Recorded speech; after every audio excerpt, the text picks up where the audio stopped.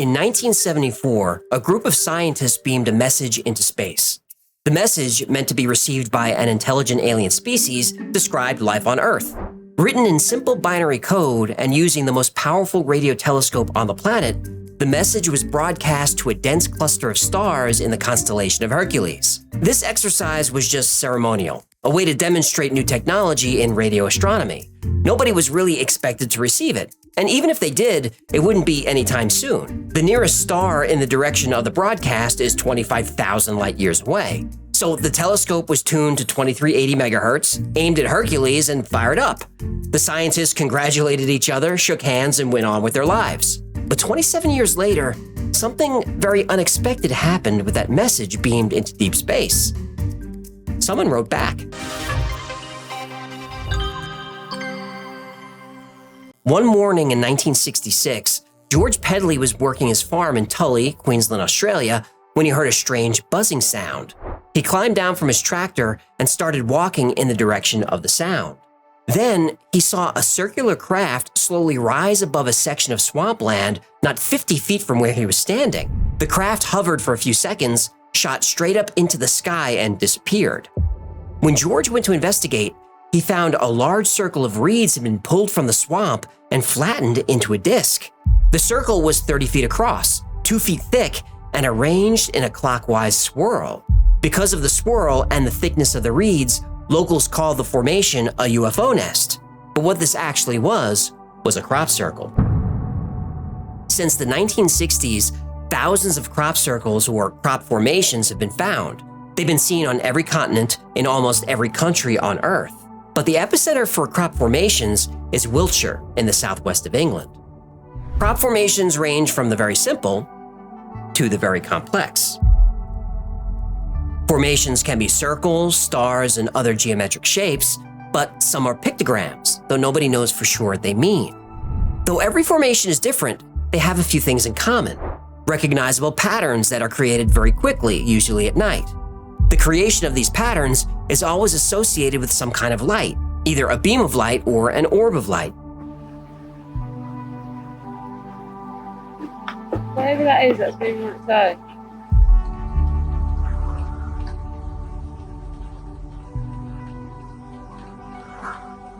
Oh my God. Though crop formations seem like a new phenomenon, there's evidence they've been appearing for a long time.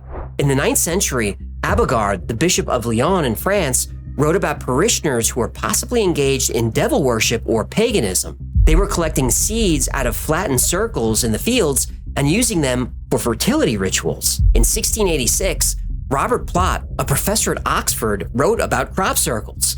He even drew pictures of a couple that appeared near his home. He said they were formed by a flash of light.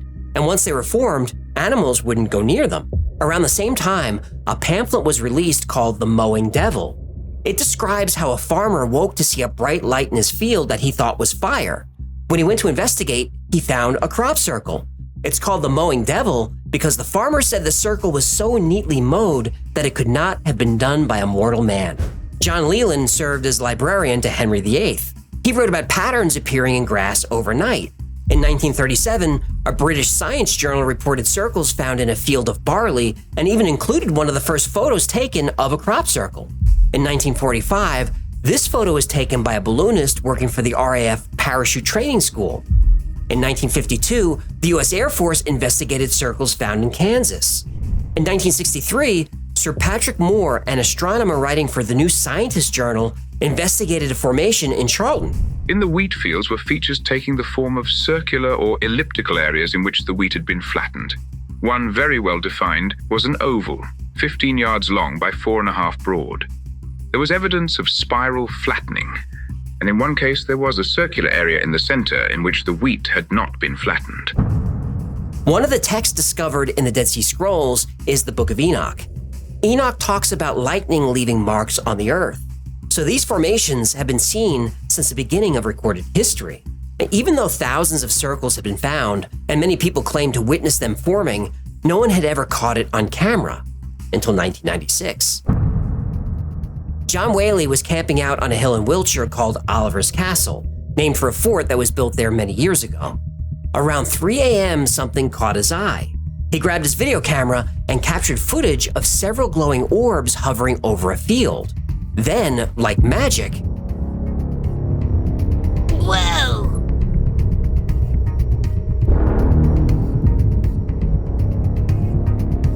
here's the formation from the air. Nobody can agree on what crop circles mean, though most people believe they're messages. Now, this is frustrating to many researchers. They say, whoever's making these, why don't they just speak English? Well, in 2001, they did. Intelligently controlled.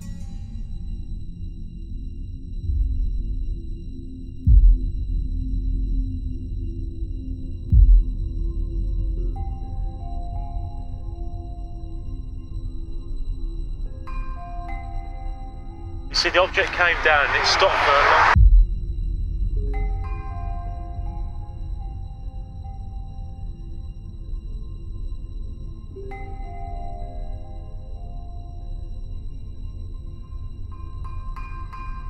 Nothing random about it. There's no movement in the prevailing wind.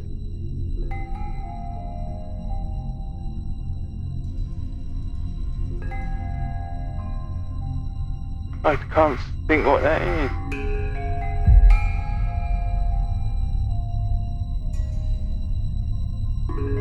The definitive piece of evidence.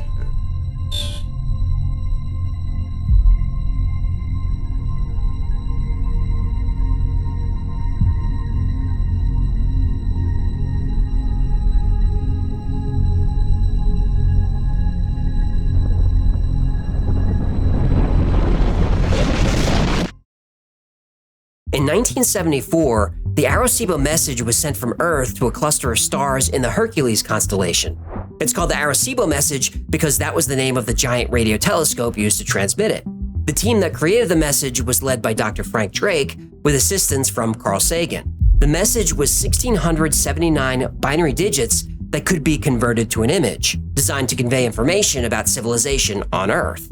It starts with a representation of the numbers 1 through 10. This provides a key to the rest of the message. Next, atomic numbers of hydrogen, carbon, nitrogen, oxygen, and phosphorus, which are used to make up DNA. Carbon is at the top because it's the most dominant in forms of life. The message shows more information about DNA, including the double helix structure. Toward the bottom, a figure of a human, its average height, and the population of the Earth, which was a little over 4 billion at the time. Next, our solar system, starting with the Sun and moving out to Pluto. The Earth is shifted up to identify the planet sending the signal. At the bottom, a graphic representing the Arecibo radio telescope. Now, the nearest star that could possibly receive the message is 25,000 light years away, so we couldn't really expect a reply for another 50,000 years. But on the morning of August 14th, 2001, a formation was discovered right next to the Chilbolton radio telescope. Now, even if you don't know the full design, when you're on the ground, you can tell you're in a crop circle. There's structure and uniformity to it. But this new formation was different. It was a mess. It wasn't symmetrical. Nobody could make sense of it until it was viewed from the air. Holy A face. And 3 days later, this appeared. This became known as the Arecibo Answer. Ay, Chihuahua! The formation uses the same 23 by 73 grid. The top line shows the numbers 1 through 10, just like the original, but the reply shows silicon as the main element for life, not carbon. Their DNA is shown as having a third string. In the center is a humanoid figure about 4 feet tall with a large head, and their population is about 21 billion. Below the figure is their solar system. They appear to occupy 3 objects in the system, the 3rd and 4th planets, and then there's another shape that could mean a planet or some other object or structure. On the human Arecibo message is a picture of the radio telescope, which was used to send the message. Whoever sent the reply seems to understand this. So what is this design meant to represent? Well, just a year earlier, this formation appeared in the same place. Is this the same object? Is this crop formation a representation of a machine used to communicate through space? Again, frustrated researchers and skeptics agree on something. Why don't they just speak English? Well, almost exactly 1 year later, this formation appeared. My brain just exploded. Once again, we see a face, but that's not a human face. And just like the Arecibo message was broadcast in binary code, the disk formation also contains binary code. And for the first time, we get an actual, literal message. The code was translated to letters using ASCII, the encoding standard for electronic communication. Beware the bearers of false gifts and their broken promises. Much pain, but still time. Believe. There is good out there. We oppose deception. Conduit close. Whoever it is that wants to communicate with us is using many different means. In 2004, Robert Ridge was deer hunting a few miles outside of Roswell, New Mexico. Half buried in the dirt, he found a strange rock. On the rock is a geometric carving. Robert grabbed it and didn't think it was anything more than a cool rock someone lost at some point. But he didn't keep it a secret. He showed it to friends and anyone who was curious about it. It didn't take long before strange discoveries were made about the rock. For one, it's magnetized lodestone, which is not a kind of rock found in that area. And under a microscope, the Roswell rock is extremely smooth. There's no carving marks or indication of sandblasting. But the most fascinating discovery is that in 1996, 8 years before the Roswell rock was found, this crop formation appeared. The designs match up. Some people think this design is a message. Others think it's a map. Still, others think the Roswell rock, the Arecibo answer, and all crop circles are nothing but a hoax. But who would create such elaborate hoaxes, and why? Well, in 1991, we would get the answer when a British newspaper ran a front-page story with the headline, "The Men Who Con the World." Oh no. On September 9th, 1991, two retirees in their 60s confessed to starting the crop circle phenomenon in 1978. Doug Bauer said the idea came to him one night in a pub. He was living in Queensland in 1966 when the Tully UFO left behind that circle of reeds. Doug thought it would be fun to trick people into thinking UFOs were landing in wheat fields in southern England. He enlisted the help of his friend Dave Chorley. All they needed to make a crop circle was a wood plank, a bit of rope, and a twisted piece of wire. At first, their designs were simple and crude, but over time they became more and more complex. And you could center this through this ring, walk straight towards it, and lo and behold, you got the lovely straight line that you could wish for. International media picked up the story, and the mystery was solved. Crop circles were nothing more than a couple of amiable old fellows playing a prank, and that was that. That's it? And the story? It's kind of disappointing. Oh, we're just getting started. Oh, go on. Doug and Dave might have created a few crop circles, but their story has a lot of holes. They demonstrated their circle-making technique, and the results were janky. Most crop formations, even back then, were much more precise. Doug and Dave's formations were out of alignment every time. The more complicated the design, the worse the formations were. During one demonstration for a news crew, Doug attempted to reproduce one of his circles and accidentally made it twice as big as it should have been. Then he just gave up on making it. And their story changed over time. They said they started making circles in 1976. Then it was 1975. Then it was 1978. In fact, they never could agree on the year they actually started. Now, they claimed to have created certain circles and then later said they didn't, but they helped people who did. And Doug and Dave said they created this famous crop circle in 1983 called the Cheesefoot Head Circle. Doug showed a diagram of it, but his diagram had footpaths in it. The circle had no paths. It had no disturbances of any kind. When asked how they created the circle without making tracks in the crop, Doug said they pole vaulted into the field. Whoa. Did you just say pole vaulted? Yep. He said in an interview that you should have seen us running through the fields with our sticks sailing over the corn. Yeah, I would like to see that, actually. Oh, me too, pal. Apparently, these men in their 60s pole vaulted into fields carrying their wood boards. They laid down a perfect crop formation and pole vaulted out again. Now, Doug looks pretty fit for an older guy, but he's getting winded walking in a circle. Pole vaulting seems a little outside of his athletic range.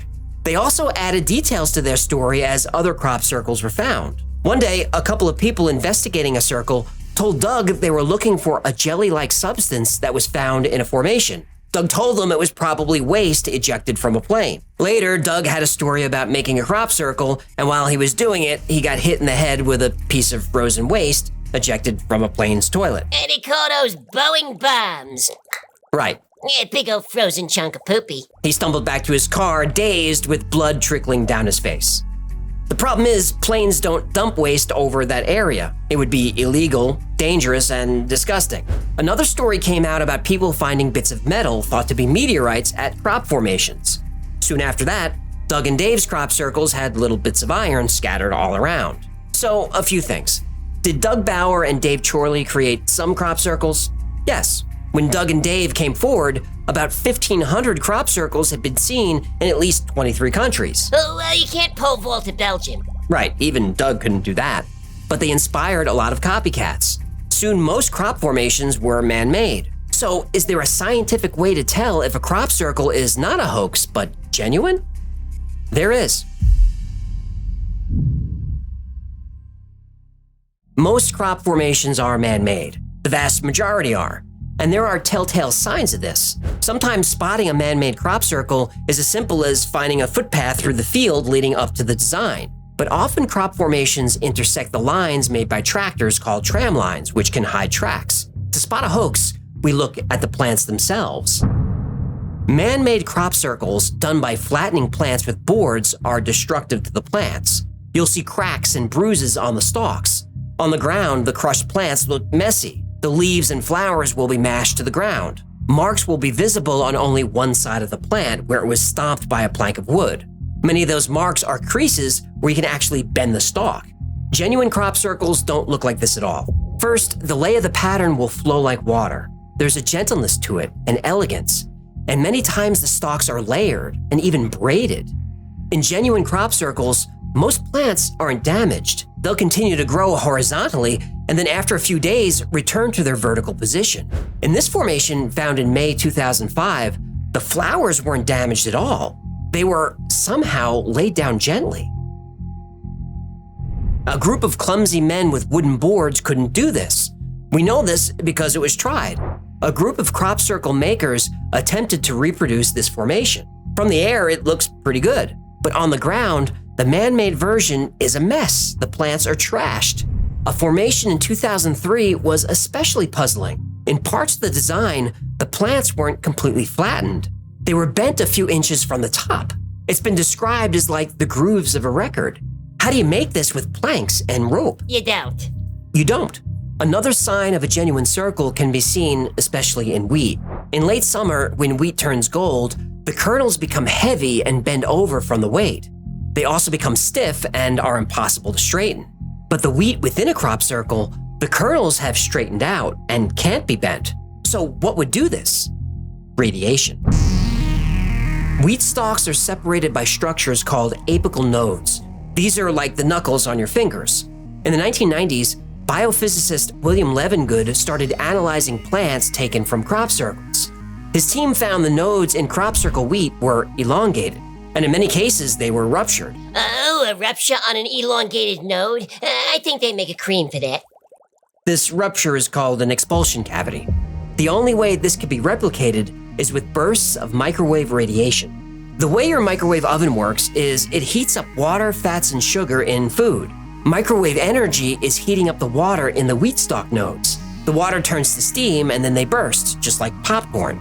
Now you can't fake this. It happens to the plant internally. There's no way you could hoax that. People who claim to have witnessed crop circles being made, and there's quite a few witnesses, report seeing a mist over the pattern immediately after it's formed. This mist is actually steam coming from the plants that were flash heated by microwave radiation. While experimenting with radiation, Levengood found crop circle seed had a huge increase in growth compared to non-crop circle seed. By exposing seeds to short, controlled bursts of radiation, they grow bigger and faster than seeds not exposed to radiation. Another experiment showed that wheat harvested from within a crop circle has a much higher amount of protein than wheat outside the circle. So there's evidence that whatever energy is used to create crop formations is leaving residual traces of this energy in the area. Some crop formations are covered in a dusting of microscopic spheres of magnetized iron. It's specifically meteorite iron. Researchers call this a magnetic glaze. These spheres are usually found around the perimeter of a formation, and they're distributed linearly, not randomly. Because the iron particles are magnetized perfect spheres, it means they were melted and formed within a highly energetic magnetic field. When people are inside crop formations, many are affected by electromagnetic radiation. Just look at this. Ja, jeg har rød. Jeg får motsatt, men du ser det sånn der. Guri malla, det blir helt sånn. Og nå blir det borte. Nå blir det borte. Da blir det vanlig. Nå blir det vanlig. Ja, visst. As part of an experiment, a woman with an enlarged thyroid sat in a crop formation for 2.5 hours. While being monitored by a doctor, her thyroid shrunk by 40%. Often cameras, watches, and other electronic devices stop working inside a crop circle.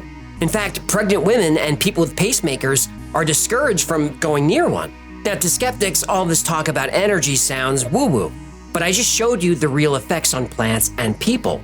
Now, it's fair to say that the elongated nodes and growth rates of wheat could be a coincidence. It's also fair to say that the physical reactions experienced by people could be psychosomatic, all in their minds. But skeptics, how do you explain this? These are called ghost formations, or ghost circles. This is when the design of a crop formation is still visible after the field has been plowed. Sometimes a ghost formation remains through the following season. Sometimes it remains for 2 years before finally fading. But this doesn't happen with all crop formations. Nobody knows why, but it could have something to do with where the patterns are found. A study was done in the early 2000s of all the crop circles in southern England found that year. The study showed that 98% of all non-man-made formations were over chalk aquifers. And by the way, chalk aquifers can be used for generating electricity. Everything keeps pointing back to electromagnetism. If there's an epicenter for crop formations in southern England, it's Silbury Hill. Silbury Hill was built thousands of years ago. It's 129 feet tall and covers an area of about 5 acres. Nobody agrees on what it was originally used for, but every year crop formations appear near it, sometimes right next to it. And by the way, the whole thing is one giant pile of chalk. Not far from Silbury Hill is Stonehenge. Crop circles appear there too. One of the most famous of these is called the Stonehenge Surprise. On Sunday, July 7th, 1996, this formation appeared mere feet from Stonehenge. It's been called one of the most complex and spectacular crop circle designs ever seen. The design is a Julius set, a type of fractal.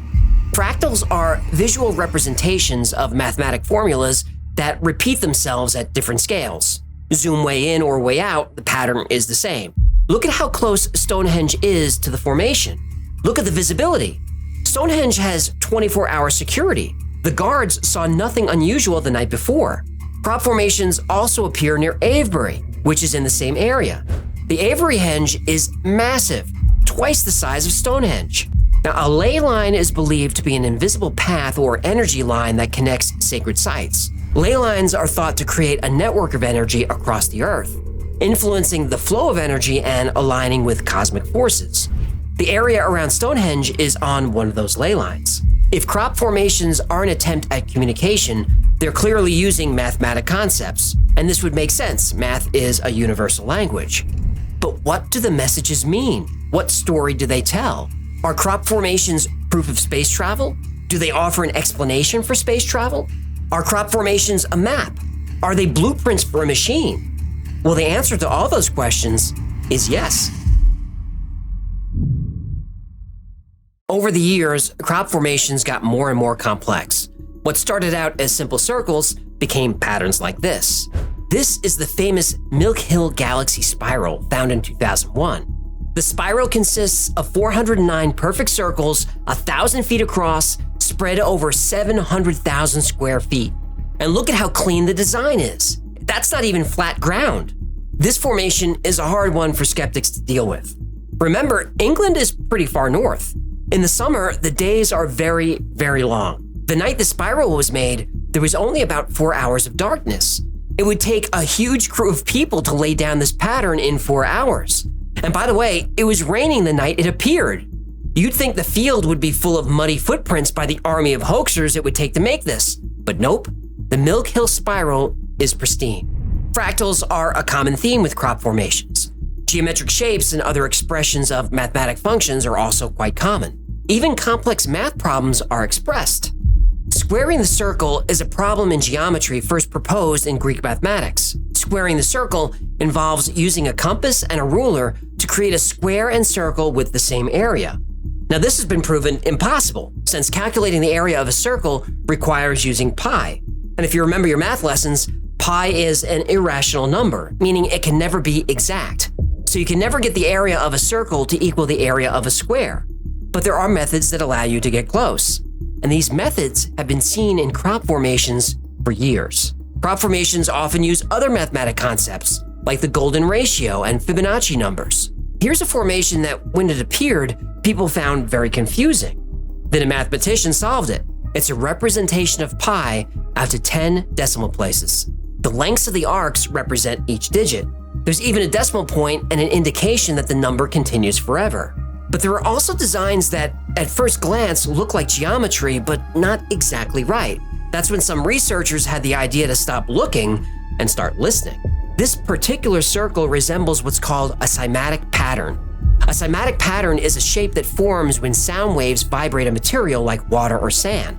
Ernst Chladni was a German physicist and musician who documented cymatic patterns. He proved that different sound frequencies create different patterns, and these patterns could be predicted and repeated.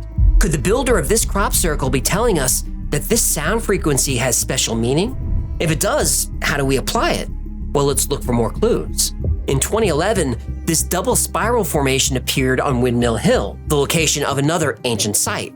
The same day, another double spiral appeared near Stonehenge, just a few miles away. Dr. Jerry Croth thought these formations could represent neutron stars. And although it's very rare, sometimes neutron stars collide and form a magnetar. What makes magnetars unique is their incredibly strong magnetic fields, which are among the strongest known in the universe. These magnetic fields are thousands to billions of times stronger than those of neutron stars. A magnetar's gravity is so strong that it dramatically warps space-time around it. In theory, this warping of space-time could lead to an Einstein-Rosen bridge, better known as a wormhole. A wormhole, again in theory, can connect two very distant points in space, essentially creating a shortcut that allows you to travel to a location faster than light could get there in a straight line. Now, I'm aware this is a lot of in theory and possibly and maybe regarding these crop formations. After all, magnetars are so rare that in the entire galaxy, only 10 have ever been found. Well, 11. Because the following day, literally the day after these crop formations appeared, a new magnetar appeared. I don't mean it was always there and was just discovered. I mean it wasn't there yesterday and it's there today.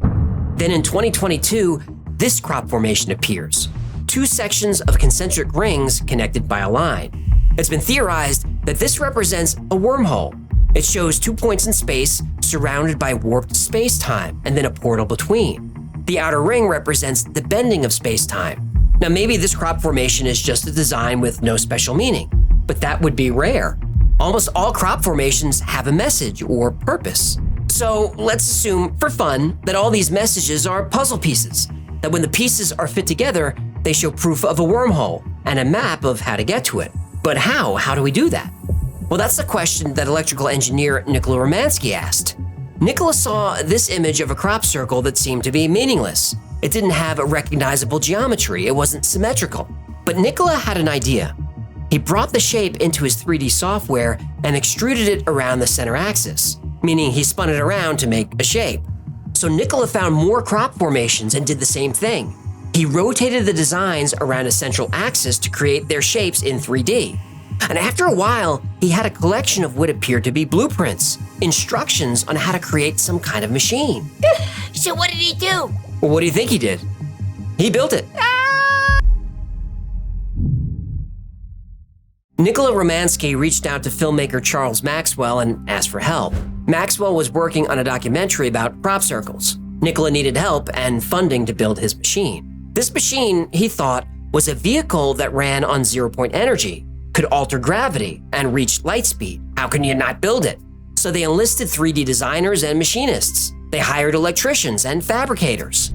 It took over 3 years and they finally had their prototype. No! It didn't work. Oh. Well, they got some plasma to ignite, but they ran out of money. Oh. The entire process is in the documentary, which I linked below. The truth is, whatever they were building probably wasn't going to work. But it's possible that Nicola was onto something. That the secret to zero-point energy, gravity, and space-time all comes down to one thing: spin.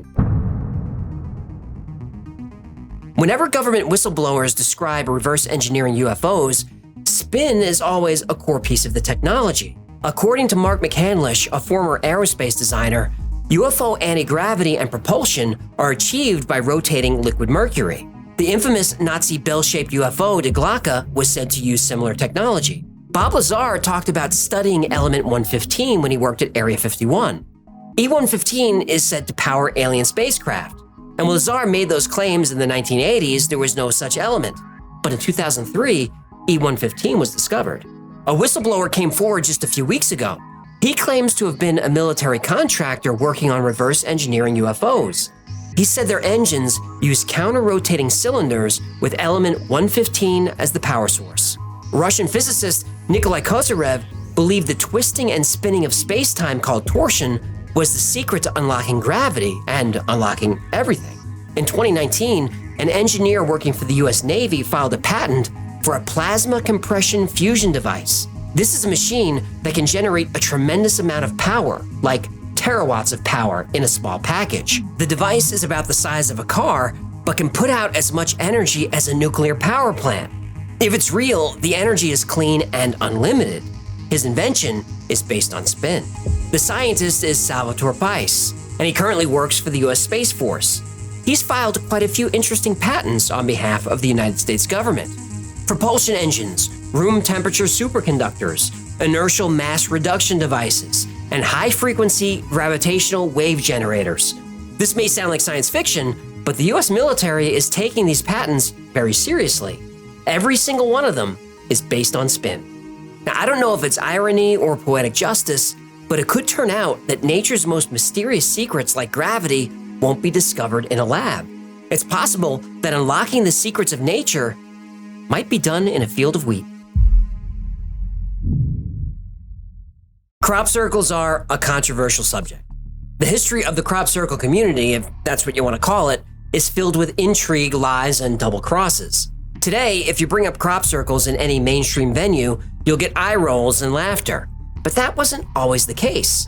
At one time, crop formations were taken seriously by the media, the government, and the general population. A new type of science emerged called cerealogy, named for Ceres, the goddess of agriculture and grain crops. Journals were created.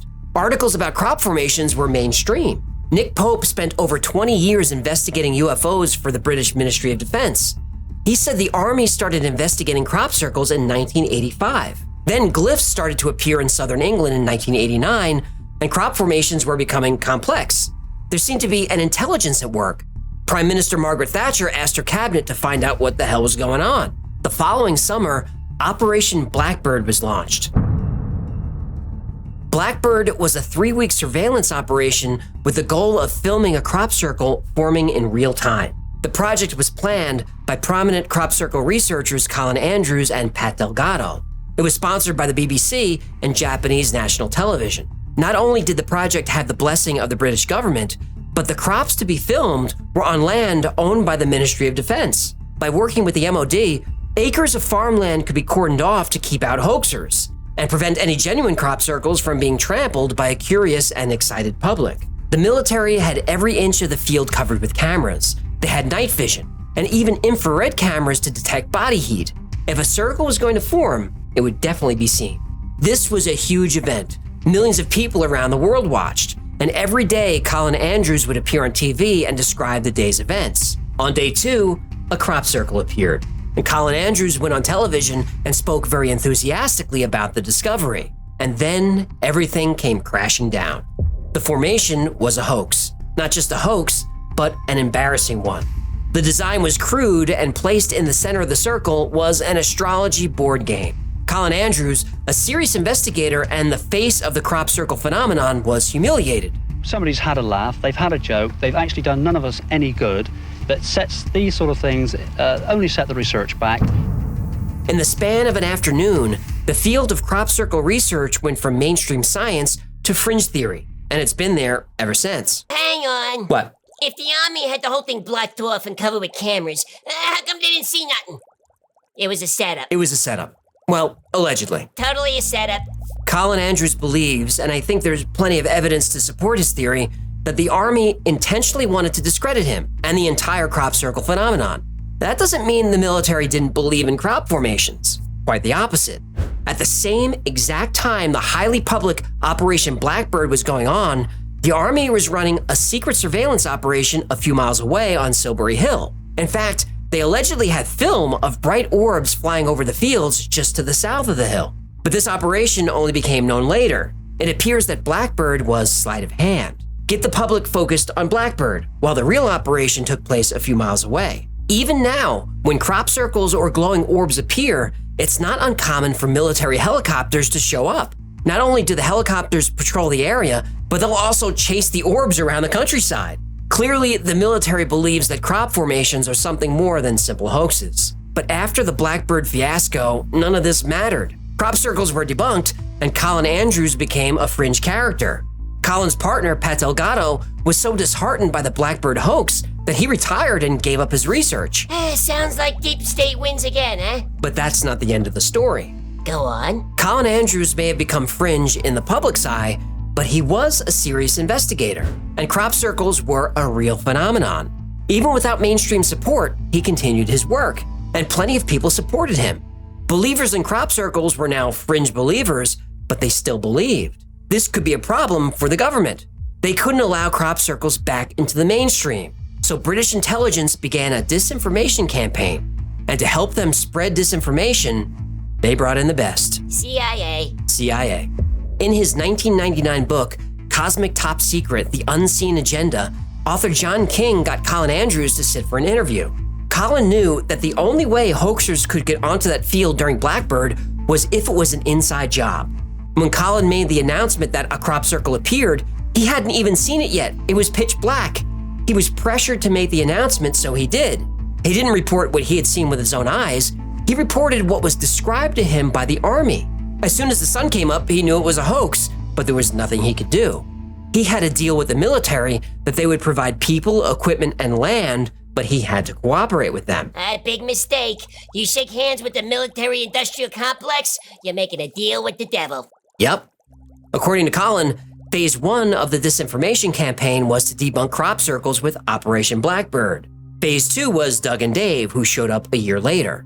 Doug Bauer and Dave Chorley admitted to being the makers of crop circles, and to this day, that's the official explanation. Colin doesn't think they're part of the intelligence community, but he believes they were used by and compensated by people in the IC. They were paid? Oh yeah, they were paid thousands of dollars for their story.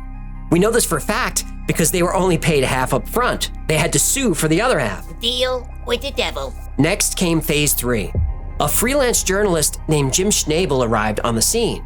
According to Colin Andrews, Schnabel was CIA. Now, James Schnabel was not an official CIA officer, but he certainly could have been an agent. If you search his name in the CIA database, you'll get plenty of hits. And Schnabel's name is always connected to paranormal cases like crop circles and remote viewing. Anyway, Schnabel was conducting private interviews with everyone involved with Blackbird and with other crop circle researchers. He was driving wedges between people, misquoting them, and pushing the narrative that crop circles were debunked. Colin Andrews became convinced of Schnabel's CIA involvement during a spooky conversation.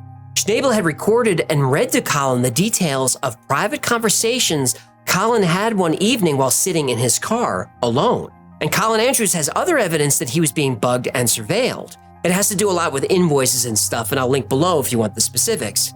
He literally has the receipts. He has the receipts. And look, it's very, very common for the CIA to use journalists as assets. More common than people think. People talk to journalists, so they're useful at collecting intel. and people listen to journalists, so they're great at spreading disinformation. You may have heard about Operation Mockingbird. This was a project where over 400 American journalists were working as direct assets for the CIA. Carl Bernstein exposed how at least 10 journalists and editors at the New York Times were CIA operatives for years. And this is still happening right now, and I can prove it. But covering that and Operation Mockingbird is a full episode. And if you'd like to hear the whole story, let me know in the comments.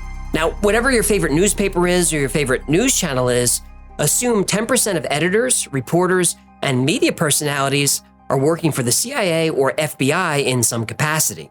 Yes, it's that many. Well, JFK warned us this would happen. He certainly did. Colin Andrews remembers a direct approach from a CIA operative. He met a man who claimed to have seen a crop circle being formed while he was out one night studying foxes. Oh, sexy broads. No, actual foxes. Ah. The man used this story as a way of being accepted in the crop circle scene. People got used to seeing him around. Well, a few weeks later, this man knocks on Colin's door. They go for a walk, and the man asks Colin tons of questions about crop circles, their locations, what he thinks they are, and on and on. But Colin started to get annoyed when the man was asking if he knew if the Russians were involved. At the end of their talk, the man tells Colin, "You're one of us now." I said, "What do you mean?" And he said, and this sounds even funny coming out of my mouth, but he said, "CIA." The man told Colin that there was a large amount of money waiting for him in a Swiss bank account. All he had to do was state publicly that crop circles were a hoax. Colin could go on researching circles all he wanted. The CIA would help him become the #1 crop circle expert in the world. They would give him special equipment. They would give him a staff. They would give him a budget. But when he came across a real crop formation, he was to call this man and nobody else. Colin Andrews passed on this offer, but the man harassed him with phone calls for a while after that. Soon the calls became so threatening that Colin contacted the British Ministry of Defense, but they said there was nothing they could do. What? Well, they said it was out of their jurisdiction. Oh, was he in England? Yep. That is a bunch of bull. Yeah, Colin was annoyed, but after a short time, the call stopped. Eventually, Colin Andrews moved to the US, and here he was approached by a Pentagon analyst who introduced him to a writer named Rosemary Ellen Guiley. You might know her name from her many appearances on the Coast to Coast radio show. She wrote 49 books and even hosted her own radio show all about the paranormal. Colin said Rosemary went to, in his words, every extreme to try and convince him to co-author a book with her. And she wanted to work on the book in his office, which would give her access to Colin Andrews' entire database on crop circles going back 30 years. She was persistent, but he turned her down. Colin is convinced, without a doubt, that Rosemary Guiley was a CIA asset. Again, Rosemary Guiley was the perfect candidate for an intelligence asset, especially since she was a regular guest on Coast to Coast, where she would be heard by millions of people. She would be allowed to continue her work in any way she wanted, but from time to time, she would be instructed to disseminate information provided by the intelligence community. It's more common than you think. So yeah, Rosemary Guiley was the perfect asset. I can't help but notice you're speaking about her in the past tense. Yeah, she died in 2019 at the age of 69. Yeah, that's kind of young to die, isn't it? Isn't it? There's another Crop Circles character with an interesting story.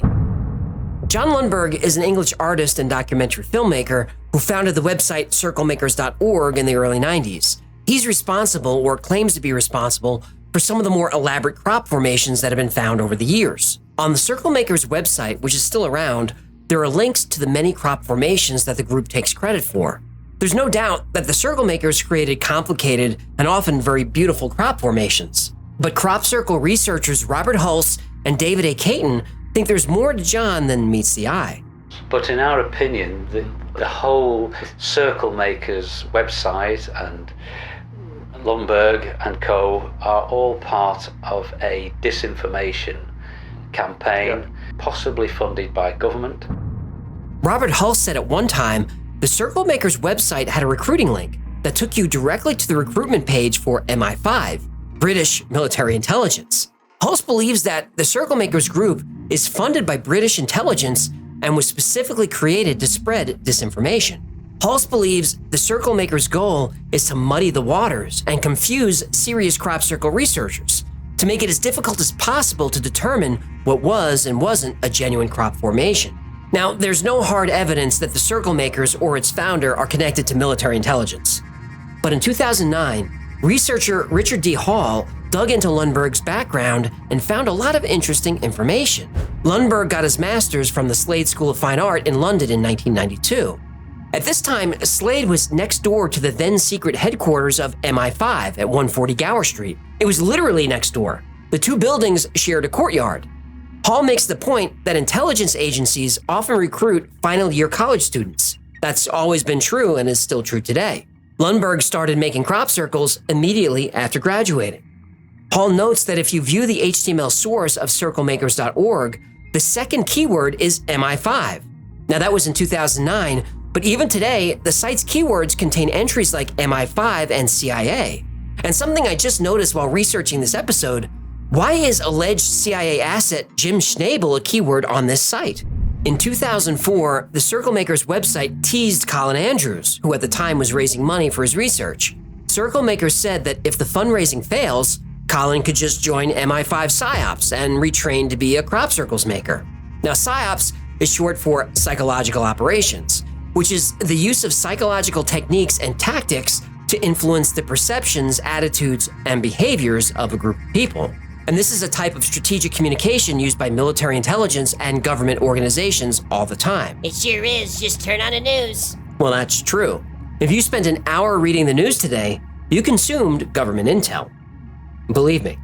Now, Hall acknowledges that these references to MI5 seem just too blatant, but he believes they're a double bluff. Meaning, if we sarcastically connect ourselves to the intelligence community, people will think we're joking. Nobody would be so obvious. But this is absolutely a real and effective PSYOPs technique. Hall found that the website was hosted in Pittsburgh. Now, at the time, and even today, to some degree, it's uncommon for British organizations to host their sites in the US. And Hall found that the administrative contact for the domain belongs to a colonel in the US Air Force. Now, it could be a coincidence, but the man has an unusual name. Now, I'm not going to name him here, but I'll link to Hall's research down below. Richard Hall looked into CircleMakers' finances, trying to figure out how they pay their bills. Lundberg had registered a couple of companies, but they were inactive. But there was an interesting quote on the CircleMakers website. You'd be surprised how expensive running a successful website can be. Don't panic. We're not going to ask you for money. Our retainer, from sources we'd rather not disclose, has kept our virtual head above water. What does that mean? A retainer? From who? Who's financing them? Making crop formations is technically a crime. It's trespassing, vandalism, destruction of private property. What investor would fund that and become complicit in those crimes? Plus, there could be civil liability. If you create a crop circle and a bunch of strangers show up and tear up my field, I could sue you for that. Even if they're minor crimes and rarely prosecuted, it doesn't sound like a good investment. Hall did a land registry check on the apartment where Lundberg was living at the time. He found that technically there are no apartments listed on the deed. Hall dug further and found that there are 4 apartments, including Lundberg's, that have their rents paid by the local government. So, did Richard Hall reveal that John Lundberg is, in fact, an asset working in media whose job is to spread disinformation about crop circles? Well, the evidence Hall provides is purely circumstantial and coincidental, so there's no way to know for sure. In fact, some of Hall's evidence is so far-fetched, I left it out of this episode. But a few years after Richard Hall conducted his research, Lundberg directed a documentary that I've referred to multiple times on this channel. It's called Mirage Men. Mirage Men covers Richard Doty, a retired special agent who worked for OSI, the United States Air Force Office of Special Investigation, Air Force Intelligence. Richard Doty is, according to Mirage Men, one of the chief architects of the military's campaign to disseminate lies to the UFO community. In other words, to spread disinformation. Doty's job was to muddy the waters, so UFO researchers wouldn't know what sightings were real and what were hoaxes. Now this is, according to Hall, Hulse, Caton, and many others, exactly what the CircleMakers have done and have been doing to the crop circles community for years. There's a reason why John Lundberg would make a great intelligence asset, and Rosemary Guiley, and James Schnabel, and countless other writers, journalists, and media figures. They already work in the paranormal community. They're trusted by that community. They continue to do their work, but every so often they spread a little bit of disinformation to that community, a little nugget to steer people away from the truth. This is why you shouldn't trust anyone in the media. Whether it's your favorite news anchor, TV show host, podcaster, blogger, or writer, be wary of anyone with influence. These media personalities may seem trustworthy, They may seem like they have your best interests in mind, but some of that is just a performance. Not all of it, but some of it is a performance designed to sway your opinion or even alter your entire belief system. The intelligence community does not want you to know the truth about crop circles, UFOs, secret space programs, or alien technology. That's a fact. Millions, perhaps billions of dollars are put into black budget programs designed to distract and confuse you from the truth. When CIA needs to spread disinformation, they look for trustworthy people with large audiences to deliver their message. So keep your eye out for clues. An intelligence operative, an agent, an asset could be anyone.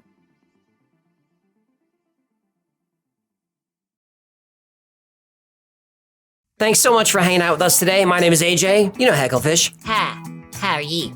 This has been the Y-Files. If you had fun or learned anything, do us a favor, like, comment, subscribe, share. That stuff really helps the channel. And like most topics we cover on this channel, today's topic was recommended by you. So if there's a story you'd like to see or learn more about, go to theyfiles.com/tips. And special thanks to our patrons who make all of this possible. You guys are the heart of the channel, and I can't thank you enough for being so generous. If you'd like to join a great community, consider joining the Y-Files Discord. It's free to join and it's a lot of fun.